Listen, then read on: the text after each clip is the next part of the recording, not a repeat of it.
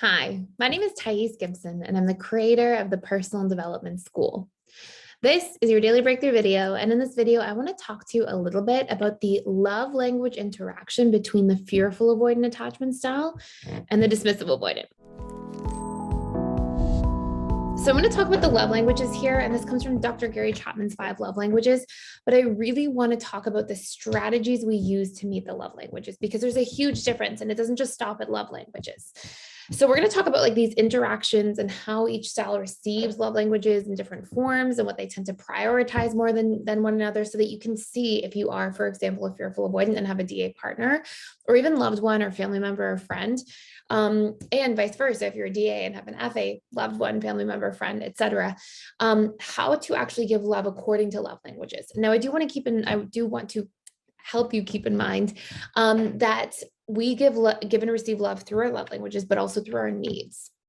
So for example, if I'm somebody who really has a high need for personal growth, which I do, then, what I found myself doing as a person years ago was at Christmas time, before I understood some of this stuff, I would give my family personal growth books and give my friends personal growth tickets to seminars or webinars and be doing all this stuff. And then a lot of times people wouldn't read them and I'd be like, oh, what's going on? Nobody likes my gifts. And then I came to realize, oh, people just have different needs than me. So that happens with our needs, but it also happens with love languages. And we're going to talk about all this stuff. And also, if you want to do a deep dive into the FADA relationship dynamic, we have these 4-hour, 2-part courses with webinars, slides, just everything you can take notes with. It's all laid out there before you. It's in our webinar library right now.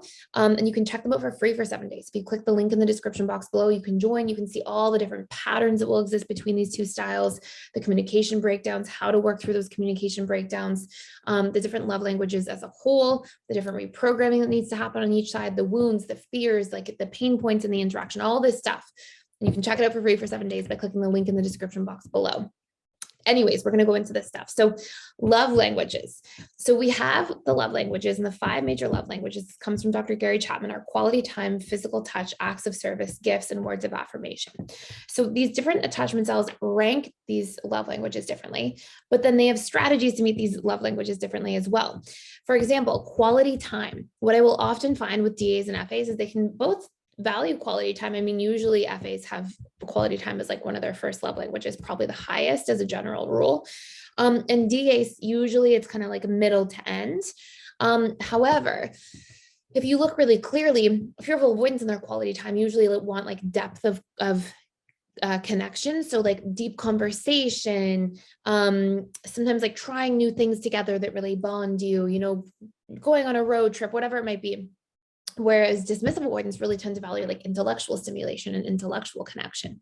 And so quality time can be the same thing, but the way that both parties meet their need for quality time or love language for quality time can differ ever so slightly. And it's important to engage both sides of that.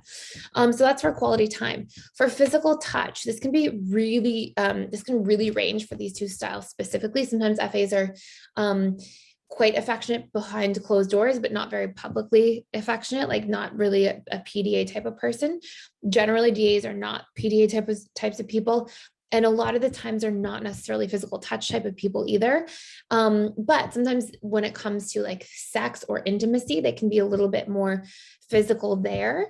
Whereas they may not be as physically affectionate through hugging, kissing, holding hands, some of these physical affectionate cuddling type of things. But this isn't always the case, but it's a pattern that I see there that's worth mentioning. Acts of service tends to be a lot higher for DAs than it does for fearful avoidance. Sometimes fearful avoidants won't even know that somebody's doing an act of service for them and fully register it. And sometimes dismissive avoidants won't have any idea how important acts of service is to them until it sort of comes to the conscious awareness. And acts of service is quite simple. It's things like bringing a coffee, bringing somebody breakfast, helping clean around the house, or just chores, duties, acts of service, right? You hear that in there.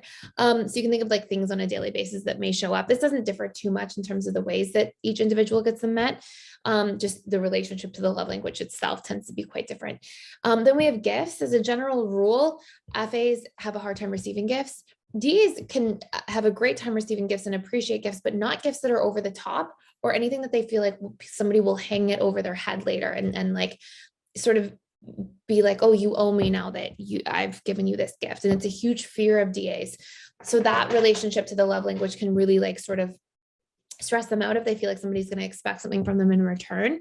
And really, we're talking about covert contracts here, right? And there's different videos of that on the channel if you want to check it out. A really, really great topic. And then we've got words of affirmation. And fearful avoidants tend to really receive words of affirmation when it's like things that make them feel seen and noticed, like really small character traits that you pick up on and validate. Not over the top, like compliments all the time. They become distrusting around that. Dismissive avoidants tend to receive in a similar way, like they become sort of put off by too many compliments, too much, too over the top, but they tend to receive words of affirmation that are like appreciation, acknowledgement, like, hey, thank you. I appreciate you. I acknowledge that you're trying. I appreciate your hard work. They tend to receive that in that form a lot more often.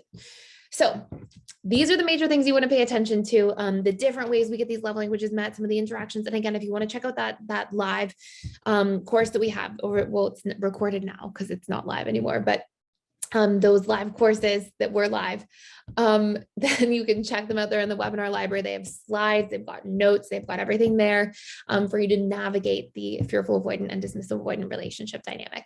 And again, you can click the link below. And also if you want to dive in and like really go into the school full force, you can use the coupon code with you at checkout, all one word, for 25% off of bundles. So 3 months, 6 months, 12 months, all that kind of stuff in there also. So thank you for being here. I hope you enjoy. Please like, share, and subscribe, and I'll see you in tomorrow's video.